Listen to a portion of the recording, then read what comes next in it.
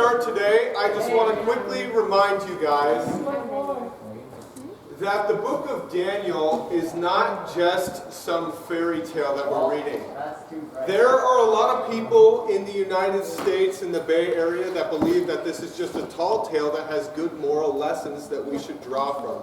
But we as Christians believe that this is a literal account of a man that was exiled and followed God with the people who were around him. So before I teach any message, I'd like to recap what we talked about previously, because I think context, of course, is essential. But we have to remember that the book of Daniel wasn't written with chapters or anything like that. It is one cohesive whole. It is a story, and that's kind of how it's meant to be read. So does anybody in this room remember what happened in the first chapter of the book of Daniel? Anybody have like a quick synopsis, some brief bullet points maybe? What happened in Daniel 1? Ella, then Emily. See, I don't know what chapter this happened in, but I know this happened. He was like, I'm not eating your food. Give me vegetables and water. That was chapter 1. Why? Why did Daniel choose the vegetables over the king's good-looking food? Because it was food that was like unholy for the Jews, because they were in like a pagan country, right? They didn't live by the same standards. And so he asked the Jews, he was like, can you test us for like 10 days and give us just water and vegetables, and like compare us to your other servants who are eating off the king's table, drinking his wine and everything. And they were way healthier probably because they weren't eating all sorts of weird ancient time meat, who knows where they were, and drinking wine. Yeah. Julia hit the nail on the head there. This is chapter 1. You guys were on point. In chapter 1, we had Judah was exiled to Babylon. We learned that. Then we had the king who wanted to establish. He wanted to assimilate some of the Jews that were in Babylon. So he took Daniel and some other people, including Shadrach, Meshach, and Abednego, and he put them in the royal palace in which these events occurred. And then Daniel and his buddies were considered 10 times better than all the magicians and enchanters that King Nebuchadnezzar had. What happened in the second chapter of the book of Daniel? Anybody? Second chapter, Mike Nelson taught on this last week, and he did a great job. Kyoko, what happened? Nebuchadnezzar's dream, the king's verdict of punishment, Daniel's interpretation, and God used Daniel to deliver his people. Boom shakalaka. That was really good. I'm gonna summarize it really quick so we can get going. But just like you said, yeah, it was about King Nebuchadnezzar's dream. He had a bunch of people. He was apparently pretty paranoid about this dream because he said, look, if you guys can't interpret this thing, I'm going to kill all of you.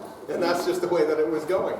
And so Daniel reached out to the Lord and said, Lord, if you would, please help me to know what the dream was and give me the interpretation, to which God gave him that, and he presented it to the king. If you guys remember the dream, some pieces that we took from that was that it was the statue, remember, with all the different parts. We had the gold head, and then at the end we had the rock, which was Christ, that shattered the nations that followed Babylon. And then once again, Daniel is promoted in the long run, and Nebuchadnezzar has an experience with Daniel's or the one true God of the Israelites, or of Judah. So, that is the context and the foundation for what we are going to be covering today in chapter 3. So, with that dream in mind, the interpretation, everything that just happened, let's start by looking at the first couple verses. King Nebuchadnezzar made an image of gold, 60 cubits high and 6 cubits wide, and he set it on the plain of Dura in the province of Babylon.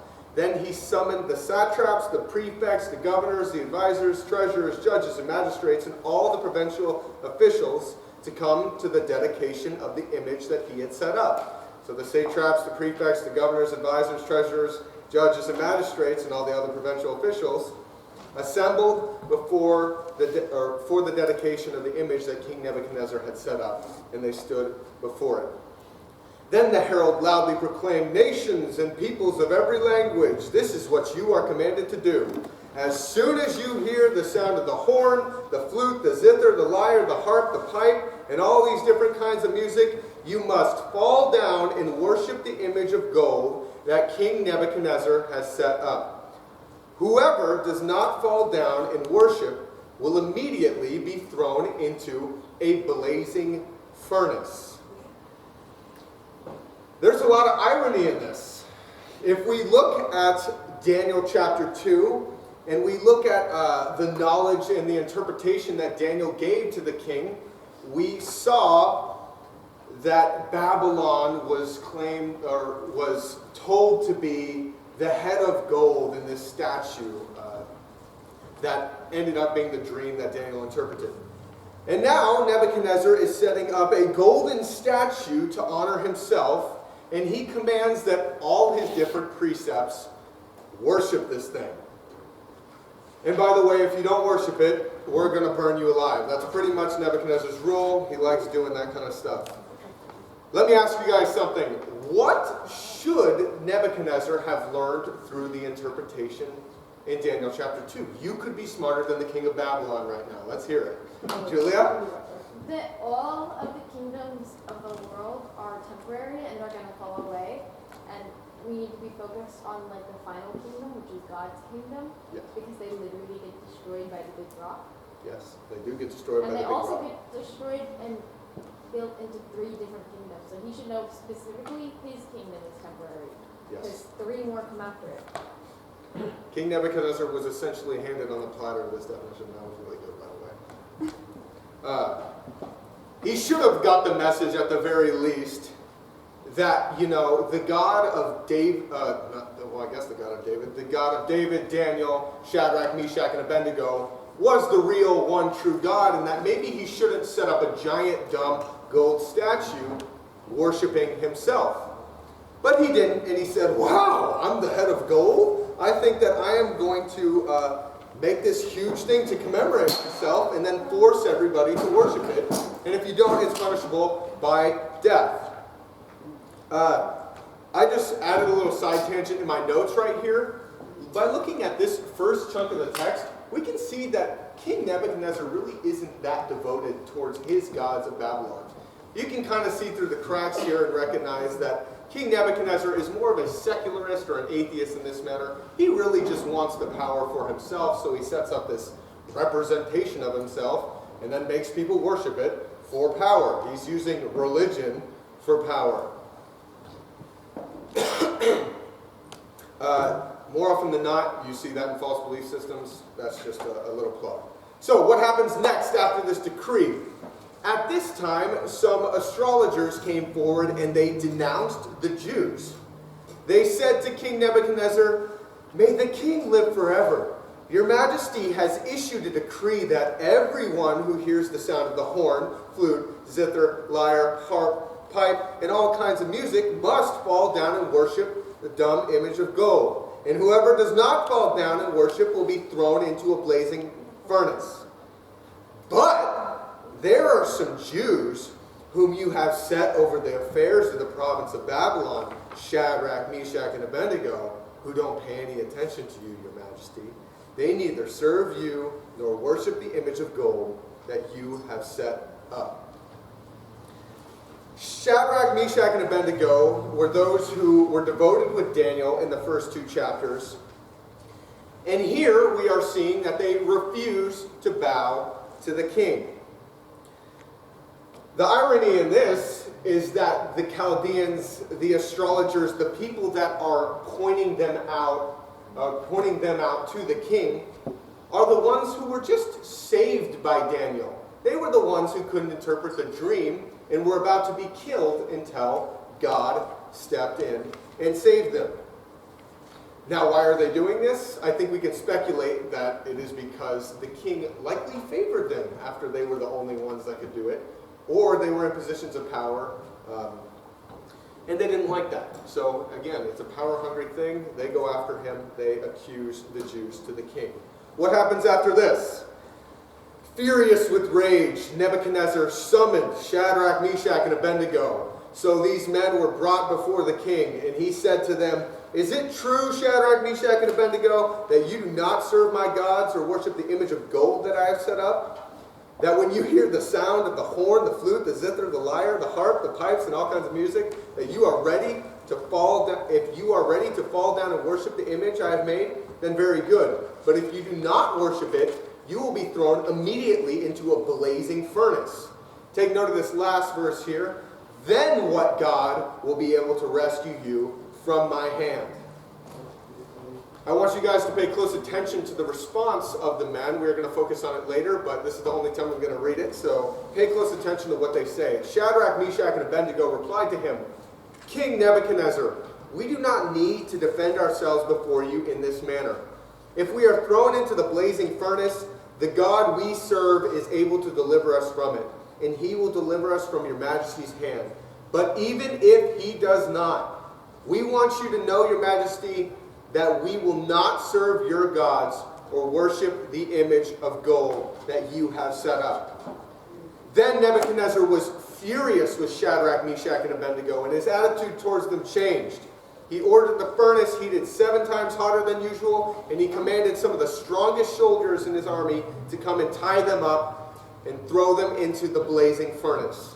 I want you guys to put yourself in this situation. Imagine that you, maybe not you, but envision King Nebuchadnezzar in this situation. He snaps, and it's very clear that he is this kind of an emotional tirade here, but he is infuriated that they have disobeyed him. The king has had everything in his life handed to him on a silver platter. He's probably red, bust in a vein. He's all, how dare you disobey me? Yet, Shadrach, Meshach, and Abednego, the Jews, respond very articulately and respectfully before the king, and they know what the punishment that the king is going to give them. They know what that punishment is going to be. Note that we don't hear a single excuse out of them. We don't hear a complaint, or we don't hear a hint of doubt in their voices. These men did what they believed to be right, and they left the results in the hand of God. Now, I think that is something that all of us could probably do a better job of. I know that I certainly could. Do what you know to be right, and leave the outcome in the hand of the Lord. You guys know what happens next, starting in verse 21. So these men, wearing their robes, their trousers, their turban, and their other clothes, were bound up and thrown into the blazing furnace. The king's command was so urgent, he was so mad, and the furnace was so hot, that the flames of the fire killed the soldiers who took them up, and these men, firmly tied, fell into the blazing furnace. Then King Nebuchadnezzar leaps up to his feet in amazement, and he asks the people around him, weren't there 3 men that we tied up and threw into the fire? And they say, yeah, certainly, your majesty. And he says, look, I see 4 men walking around in the fire, unbound and unharmed. Kind of funny that you mentioned that. And the 4th looks like a son of the gods. Interesting description. Verse 26, Nebuchadnezzar then approached the openings of the blazing furnace, and he shouts, Shadrach, Meshach, and Abednego, servants of the Most High God, come out, come here. So Shadrach and Meshach and Abednego came out of the fire. The satraps, the prefects, the governors, and the royal advisors crowded around them. They saw that the fire had not harmed their bodies, nor was there a hair of their heads singed. Their robes were not scorched, and there was no smell of fire on them. So we just covered a lot of information there.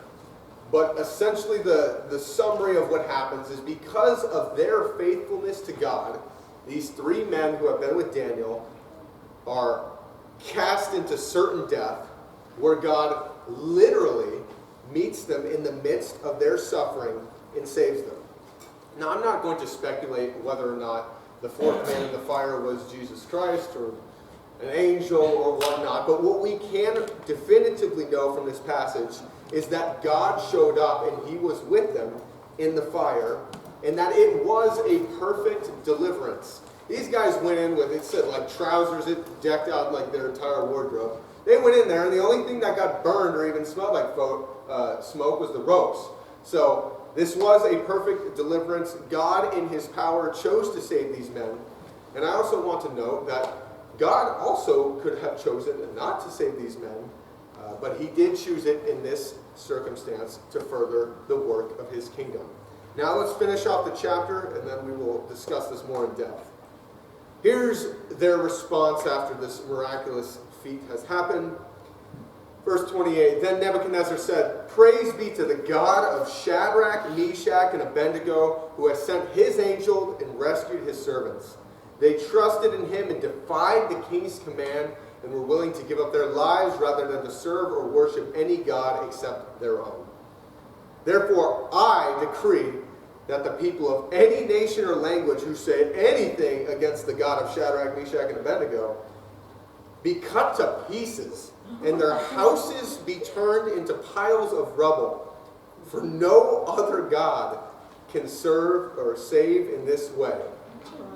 Then the king promotes Shadrach, Meshach, and Abednego in the province of Babylon. So, take a deep breath. That was a lot of reading. It's funny, if you look back on the course of the day of King Nebuchadnezzar, he starts off the day by issuing a decree and creating this huge dumb statue out of gold and says, hey, you're going to worship this thing or you're going to burn. Then when the Jews disobey him directly, he declares, all right, no God's going to be able to save you. I'm going to burn you alive in the furnace. And then at the end of the day, he is here in verses 28 through 30 declaring that the God of Israel is the most high God, and those who say anything against him are going to get chopped up, and their homes are going to be turned to rubble. All of this just goes to show that at the end of the day, God is always going to accomplish his purpose, and every knee will bow before him in the end. Looking at this chapter as a whole, we covered each of the different sections. We went through the entirety of the text. We literally read the whole chapter there. Looking at the big picture of everything, we see God's purpose in everything that is being done. Here he preserves those who are faithful to him from an edict of the king that promises to wipe out those who do not worship him. He essentially makes an edict to wipe out those who worship the one true God. But I don't want you guys just to focus on the fact that Shadrach, Meshach, and Abednego were saved from the flames. I want you to look at the big picture here. In this event, a major decree by the king was overturned. At the beginning of the day, he said, all right, look, if you don't worship this, you're dead. Therefore, anybody who does worship and believe in the one true God is going to be killed. And so at the end of the day here, we see that this major decree is overturned, and it's overturned by God so that his people will have a future. He is setting up his people to excel. This isn't the only time that we see this in the Bible. Can any of you guys think off the dome of a time that we have seen it, whether it be in the Old Testament or the New Testament, where God saved his people through a decree or a miraculous event, but a time where it shifted, everything shifted? 10 plagues. 10 plagues. What are you saying? The 10 Plagues. plagues. Oh, the 10 plagues. Yeah. Moses in Egypt. Phenomenal.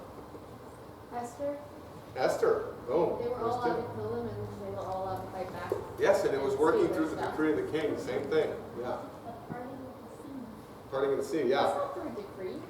Well, it's not. Moses meant That's not like I'm an invisible. What? I already did know this. Like, I'm invisible? You couldn't see me, I'm visible? Anyways, Jesus. Wow, there you go. Dead on. Dead on!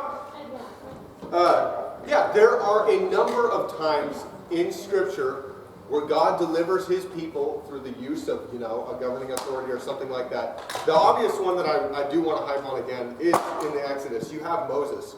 The Pharaoh makes a decree that all the Israelites are going to die, very similar to this kind of situation. Same thing with Esther. But he says all God's people should be killed. If you're this age, you're dead. And so they put Moses in the basket, send him down the river. He ends up at Pharaoh's daughter's doorstep. And then he ends up leading the people out of Egypt to the promised land. And you got the plagues, you got the parting of the Red Sea, you've got all that stuff. And if we look at the New Testament, I wanted to point out Acts 18. There was a point in time to where Christianity was going to be outlawed by the Roman Empire, which definitely would not have been good for God's people. However, In an event in Acts 18, they declared that it was under, the Jewish religion, which was accepted by the Romans. So it wasn't stamped out there either. I just wanted to give you guys some example. But in this one, God preserves his people through the decree of King Nebuchadnezzar. All right, so we've kind of got a lot of information today. What time is it? Oh, okay. Here we go. I now want to take, now that we've done an overview of the whole book, we've explained its purpose, I want to look in some useful points of reference that you guys can take from this chapter of the book of Daniel and apply to your own lives. Now, something that isn't often discussed in high school ministry that is very pertinent in this chapter of the text is the topic of civil disobedience. Okay? I'm going to explain. The Bible speaks a lot about submitting to governing authorities. But in Daniel 3, we have a chapter where we actually get to see a real-life example of people submitting to governing authorities in a godly manner.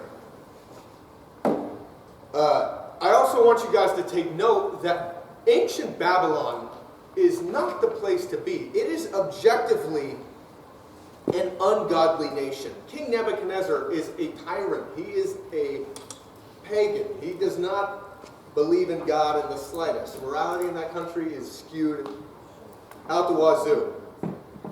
In the Bible, civil disobedience is only permitted when the command of a governing authority comes into direct violation of the law of God. So, what I want you guys to take note of is that up until this point, we are not seeing Shadrach, Meshach, and Abednego go against every little thing that the king says. They are not actively disagreeing with the king on every point that he makes just because he's a heathen. They are not saying, oh, we aren't going to pay our taxes because we know that you're wrong and that this country is doomed anyways. They obey the king even when they are faced with a command that directly that merged 2 points together. They obey him, and even when they are faced with this command that directly does disobey God, they refuse the king with both respect and submission. When I told you guys to pay attention to their response, notice how respectfully they were going, Your Majesty. Like, they weren't saying, all right, man, if we're going down swinging. They refused him with respect and submission. And what they do disobey him on is a direct command. It's a primary command. He says, disobey your God.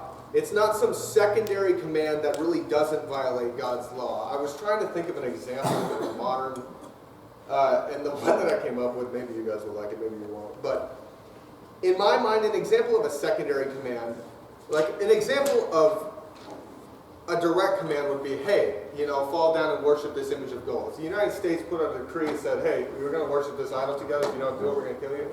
That's a direct command. But if the United States says, hey, we are going to legalize marijuana or something like that. The federal government? Yeah, the federal government. We're going to federal. Or the state government. They can go either way. Anyway, if they are to say that, that doesn't mean that we are to just turn on the government and say, okay, if they're going to legalize pot, then we aren't going to pay our taxes, we aren't going to respect the king, and we aren't, there's no king. But,